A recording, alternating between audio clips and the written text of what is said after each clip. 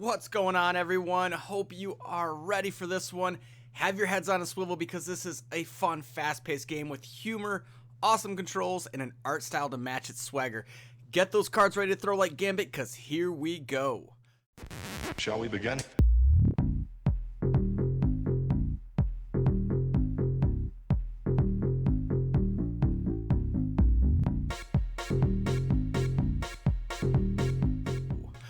Please don't forget to sub, like, and comment. It is very much appreciated and helps out a lot.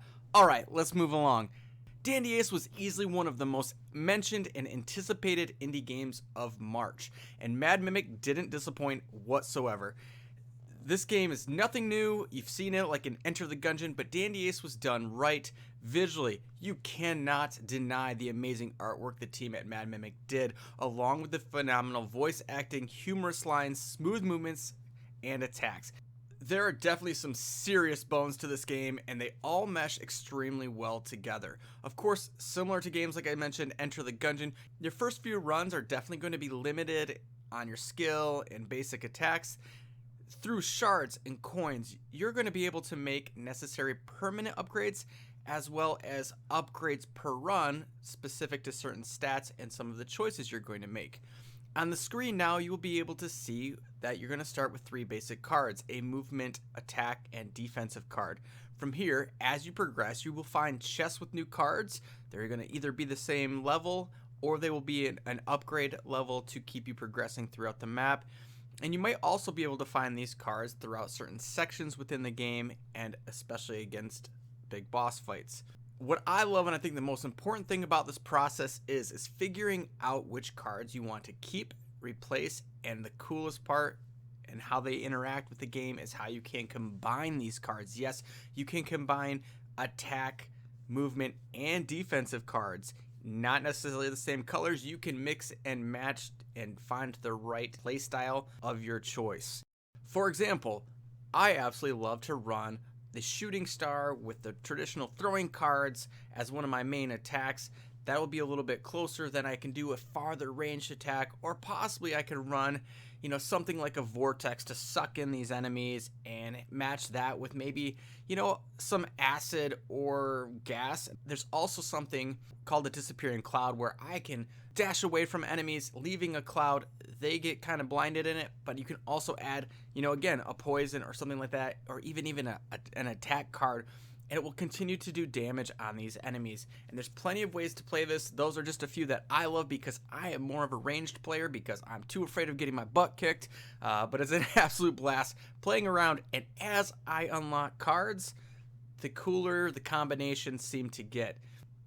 So let's talk about those cards. Again, as you're going to go, there are a ton of attack, movement, and defensive cards, and the goal is to unlock all of them throughout your progression. You need to use those shards. So we'll move into the map here because this will kind of explain what I'm talking about. The map isn't necessarily huge by the number of areas that you're going to find, but they're all very unique with unique traps and enemies and different ways that you can utilize your surroundings to play against them. There are these keys related to a deck of cards that are hidden throughout the world, and as you unlock one, those are a permanent unlock, and it will help you to be able to choose a new path possibly, or find a new opening where there might be more cards to get or more shards or a different path whatsoever. It's definitely like a fun way to go about it. Do you want to keep progressing? Maybe your health is low and you want to rush out and go to the safe area, or do you want to continue on, open up that spade area and see if there's something really good in there that you might be able to utilize toward your run.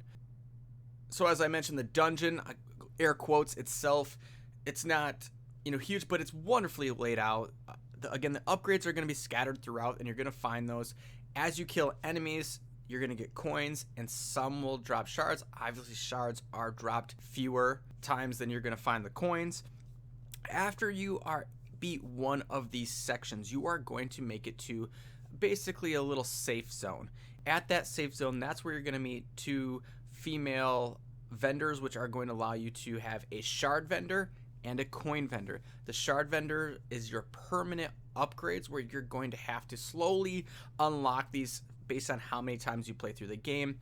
as you beat enemies. Again, as you beat bosses, you get big chunks of those shards, and you can start to unlock different skills, different trinkets, which will help your runs be different and unique as well. And finally, you're going to be able to be unlocking those attack, movement, and defensive cards. And as you unlock those, you will get that card at that moment you unlock it, but then from there on out, it could possibly drop throughout the world and your runs. In my opinion, there's definitely, easier routes to take than others with different traps and, skill focused environments. I think the bosses are really well done. They're unique. There are only 4 of them, but I still enjoyed playing them, and I'm still enjoying replaying them over again.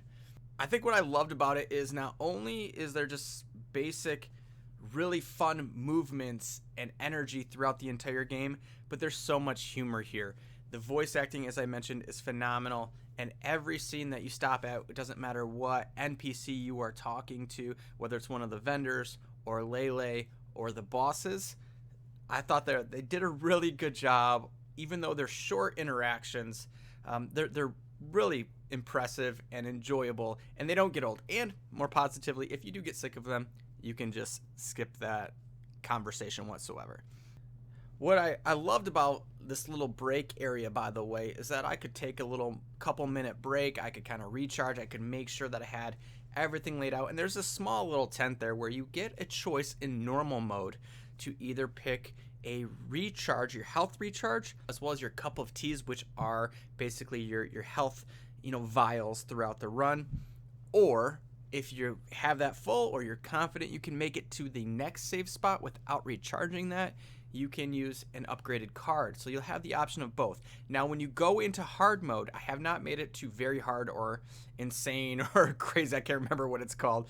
In hard mode, that card will be there every single safe zone, but the health recharge and cup of tea recharges will be limited to every other time you hit a safe zone. Plus, there are some, obviously the attacks are a little bit more difficult. They're going to hit harder. Your attacks are going to be a little less effective. So there's definitely some really fun ways to move along and keep you engaged, and it's going to make the game obviously a lot harder. I would say at this point, it's pretty obvious that I've enjoyed my 17 plus hours playing Dandy Ace so far. I would be shocked if I'm not somewhere between 20 and 25 by the time this video goes live. For the most part, I really don't have a lot of frustrations. I had a couple of frustrating moments, but it's similar in a way to that Foregone game, which I absolutely love, where when the mistakes happen, I know they are my fault, and I have to learn from them, and I have to get better. So, you're kind of getting an idea. This one, in my opinion, is really good as well. So let's head into the positives and see what we have. As I'd mentioned right up front, I love the art style, the music, the voice acting, the humor. I think it is all so really well done. The concept of these 2 magicians going at it, and the creativity of the enemies and the NPCs, I just enjoyed every part of it. I thought it's gorgeous to play. It's fun to play. The movements are smooth and responsive. The upgrade progression feels rewarding. It still feels rewarding. I'm still unlocking cards and abilities and trinkets, and I'm still having fun doing it. I love the idea of finding these permanent keys to unlock new paths, and you're going to find your path. It's going to end up coming down to, do you want to keep upgrading, and you're probably going to want to find your easiest or most favorite path and most favorite playstyle to get as many shards as possible, to try to beat Lele at different difficulties, and to keep moving along. And that's just being honest about it. I still haven't beat it on hard. My goal is just to beat it on hard. Do I think I'm going to go into very hard? Probably not, but I'm going to have fun trying to beat hard mode. I thought the boss fights were fun. There are only 4 of them, but I thought they were really enjoyable. And as you get into the hard mode, again, there are some different variations to those to make them even more difficult. The general enemies are all unique and fun to go up against, just like in other games. They do get reskinned, but their attacks change. They get more difficult as your run progresses, and I think that's just a really way to go about it for a lot of these indie devs. Each new region I thought was different from the last, and the design and the general layout. You know, I think the fun part about this is, again, do you go your normal, comfortable route, or do you try something new? Now, again, the map is a little bit limited, so you're not going to have a million different paths to take. But again, you know, do you feel like mixing it up one time? And, you know, I've played this boss 5 times, getting too easy, let me go try that other boss. I think the combination system of the cards and allowing you to not just do attack and attack, you can do attack with a movement, you can do a movement with a defensive card. Now, some don't have any positive combinations, and some do, and some are a lot more versatile and a lot more effective than others. And finally, come on, man, at $20 face value, I got it for less, for around $15. It is definitely worth that little bit of money. I think the replayability is extremely high here. There's not really much to be afraid of. And that's going to take me on to my negatives or my frustrations.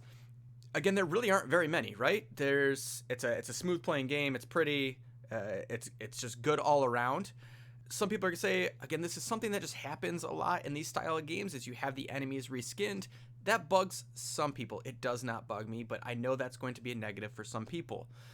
Perhaps, you know, the map could have been larger. I think there's probably, if I remember correctly, there's probably 12 different, you know, areas and only 4 bosses. So would I have loved a larger map with more bosses? Hell yes, I would have. Give me 6 to 8 bosses. Give me 20 different sections. So, you know, will they give us a DLC? Will they not? Are they going to do seasonal passes? Some of that is there as well. You know, but at the end of the day, there's definitely high replay value here. Some of that is negative and some of it is not. With it being a smaller map, it allows you to continue to play and play and play and play and just get back in, because these games are going to be anywhere from 20 minutes to an hour, depending on how slow or fast you're going to move, how quickly you die, mistakes, no mistakes, realistically what you're going to be looking at. So the more I play Dandy Ace, the more I enjoy it. And I am extremely confident that if this is your style, this is your genre, you like these style of games, I am very confident that this should be on your wish list and you should give it a try. If you want to wait for it to be $15, that's fine. But these devs definitely deserve the love. They deserve the $20 sticker price. And so I'm going to give this a 9 out of 10. And I hope that you enjoy it as much as I have. And hey, there we have it, guys. Thank you for subbing, liking, and commenting, and always stopping in to take a look at my reviews. I appreciate it, and I will see you all in the next video.